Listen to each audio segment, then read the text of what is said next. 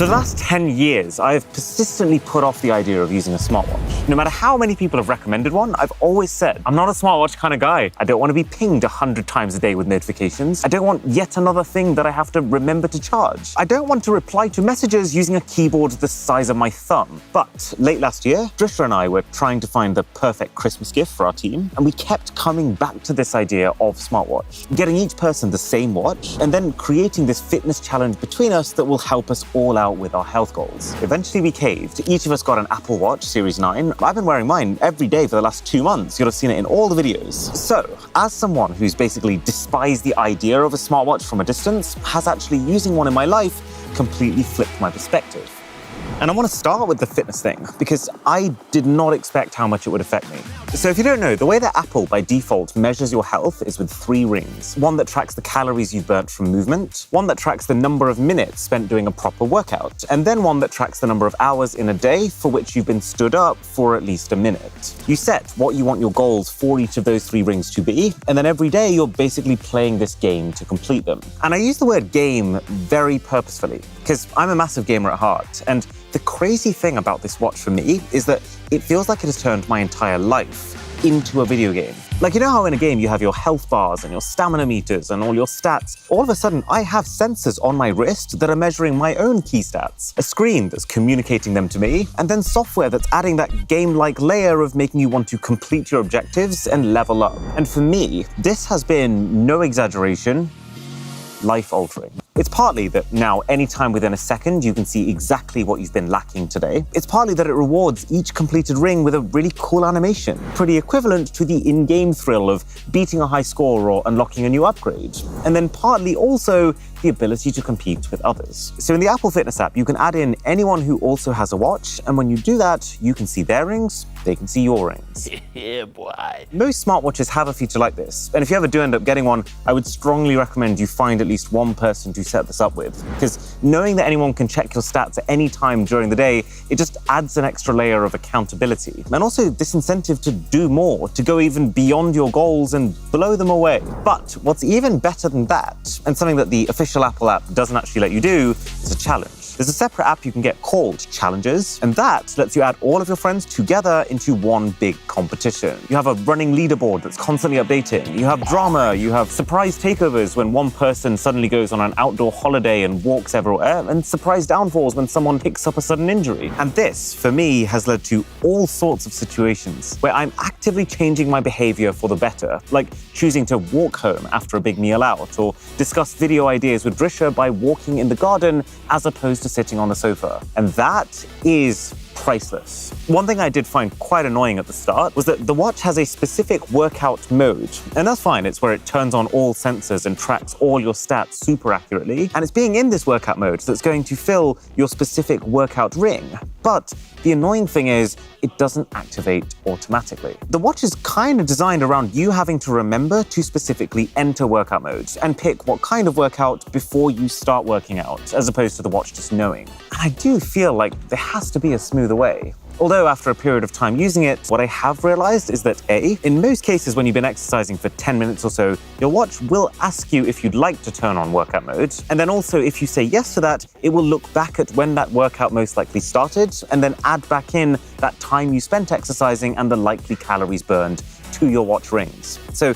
even though you don't get the best quality tracking at the start of your workout, you don't feel like you've lost progress or wasted time exercising. So the fitness side of things is exceptional, but not everything is. I've personally had a pretty major hit recently, which I will get to. But even just generally, what really does feel like a weak point of the Apple Watch is how it actually looks as a watch, both in terms of the inbuilt watch face customization and also the hardware. Like when you go in the Watch app, you can pick from a whole number of different watch face templates. You can customize the exact color you want everything to be, and then individually decide which complications that you want to swap into those templates. It's definitely enough such that my Apple Watch does look very different to the rest of our team's Apple Watches, but you're also definitely not given free roam like I was hoping for. You know, given how much of the appeal of watches in general is tied to them being a fashion statement, I'm just surprised that Apple hasn't made some sort of third-party watch face marketplace, or like the ability to granularly customize the way every part animates, for example. But to be fair, other people have. I've been using an app called Facer, and while it does cost money if you want all the watch faces, it does give you a mind-blowing amount of watch faces. Like this one, which really emphasizes that whole video game-like feel I was telling you about, and this one, which is, well, it's Pokemon on your wrist.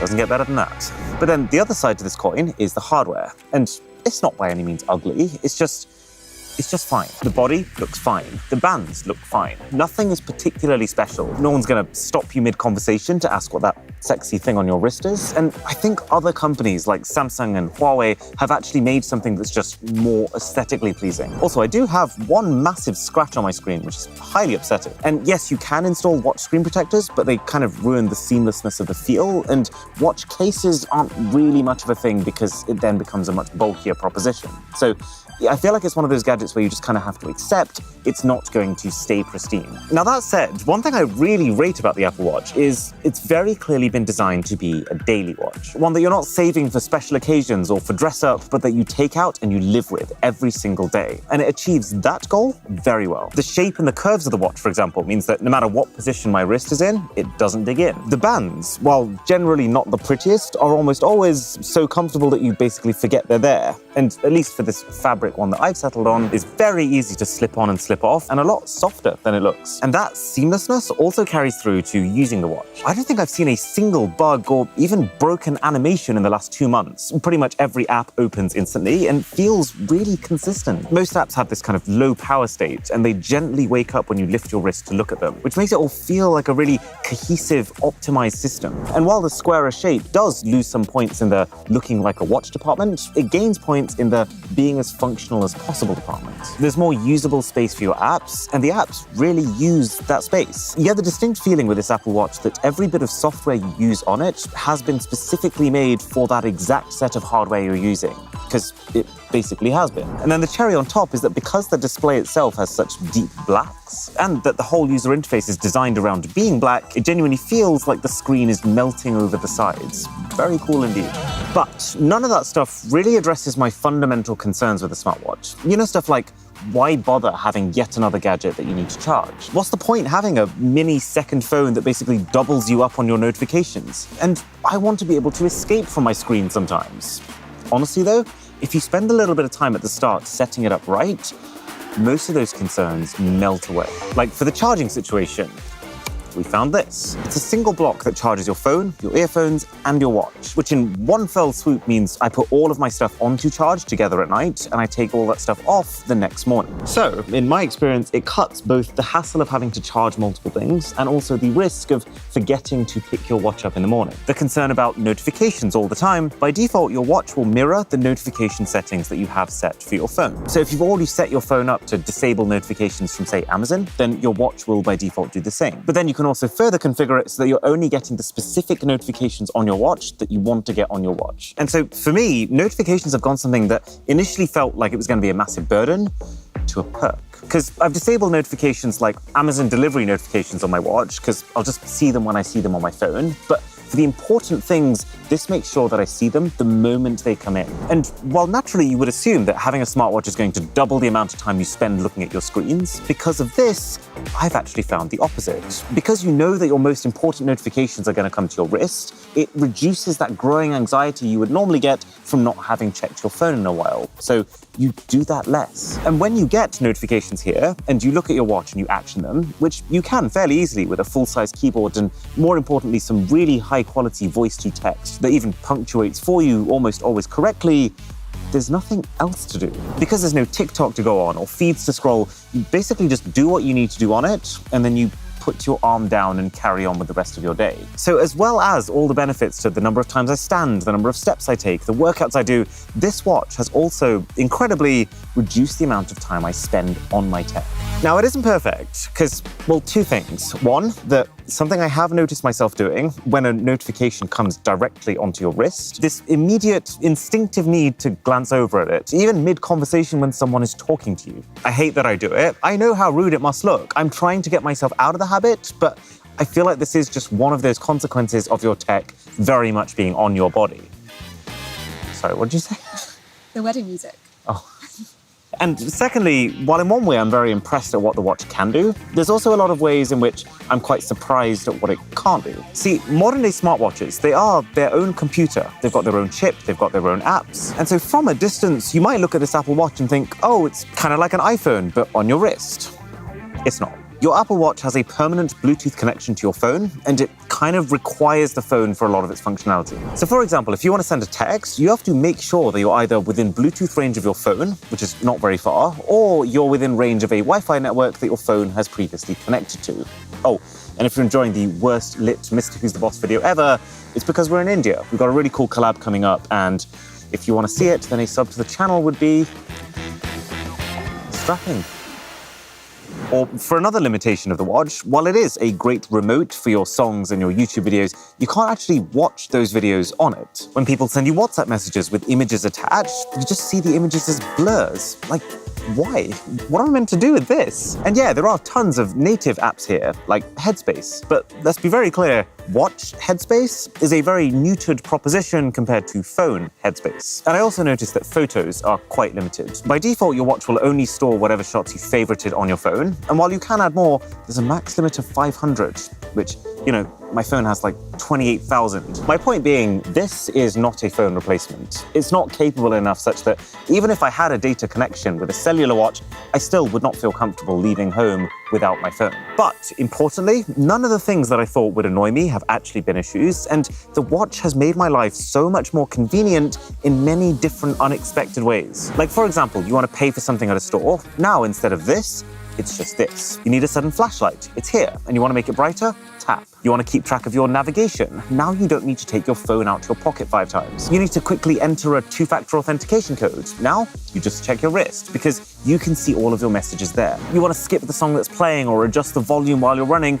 This is your remote. You want to set a quick timer or check the weather? This is now by far the fastest way to do those little things. You know how when you have both a phone and a laptop, you try and do everything that you can do on your phone, just because the fact that it fits in your pocket and the fact that it has touchscreen apps makes it a slicker experience than arduous websites? Well, in the exact same way, when you have a smartwatch, you will try and do everything that you can do on this instead of your phone. There is also this new double tap gesture in the latest Apple Watches, which acts like a universal button to do whatever the primary action in the app that you're in is, but I haven't found it particularly comfortable or reliable. Now, there's one more looming question before we bring this all together. You have got thousands upon thousands of watch apps. So what other stuff does this do that's actually useful?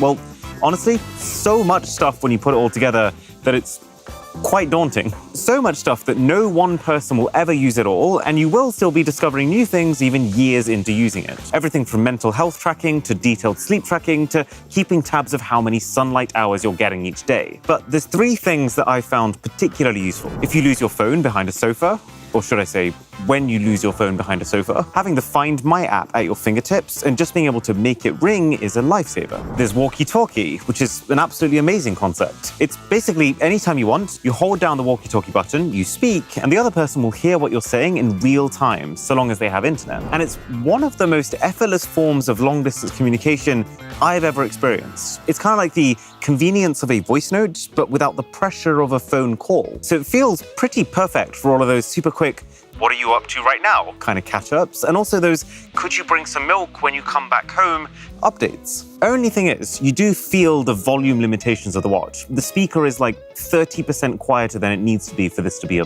full-on game changer. And then the compass, which, while not something I use often, has saved me a couple of times and is just done really well. It shows you your altitude, it shows your incline, your latitude, your longitude. The app is super responsive, and it even has this really cool feature called Backtrack, where let's say you're staying in a new location that you're not familiar with and you want to head out somewhere. If you turn on Backtrack, your watch will automatically keep track of every step you take so that when you're ready to come back, it guides the way. So for the most part, I was wrong. I've gone from completely detesting the idea of a smartwatch to now being completely sold on them. And I can also specifically recommend the Apple Watch Series 9. It's been very good to me. The only catch, and in my case this is a massive catch, is that the Apple Watch is first and foremost an iPhone accessory. Yes, you can still track your rings with that one, but you can't message, you can't take calls, you can't look up directions on the go. It's not really a functional product, which, given that I've just recently switched over from my iPhone to a Samsung phone, puts me in this slightly unfortunate situation where I have to either decide to use the phone that I want to use or to use the watch that I want to use. And this isn't even just an Apple problem. Most watches made for Androids are practically dysfunctional with iPhones. So buying a smartwatch in general is just one of the strongest ecosystem lock-ins that you can possibly commit yourself to. For now, I've basically resorted to having to carry around my old iPhone in my backpack wherever I go, just so I can still use the watch features that I love. But it's not a great solution. And also, I can't really switch to a Galaxy Watch because then this whole fitness challenge that I've started with my team, I would have to leave it. Now, while I figure out that pickle, how do you best record all of this activity that your watch makes you do? This guy. This is the Insta360 Ace Pro, and it's this insane fusion of high-end action camera and artificial intelligence. For starters, 8K video recording. This is the first action camera to do it. And it not just means that you can take videos that you could watch back on a 120-inch screen, but also that if you want to zoom while taking 4K video, you just double tap on screen and you will still be shooting native 4K video. The sensor size, too, is miles bigger than the latest GoPro. But hardware is one thing. Where this absolutely minces the competition is when you bring in the AI. Like pure video mode, which when you're shooting anything low light, can analyze that footage and in the background improve noise, raise brightness, increase dynamic range. It looks a lot better than you'd expect it to, and better than any action camera output I've ever seen. And then AI Warp is completely next level. It turns your scene into almost whatever you want it to be. There's tons more, but I won't spoil it. I've got us a custom link in the description that gets you 10% off, plus a free screen protector. So if you're interested, that's where to go.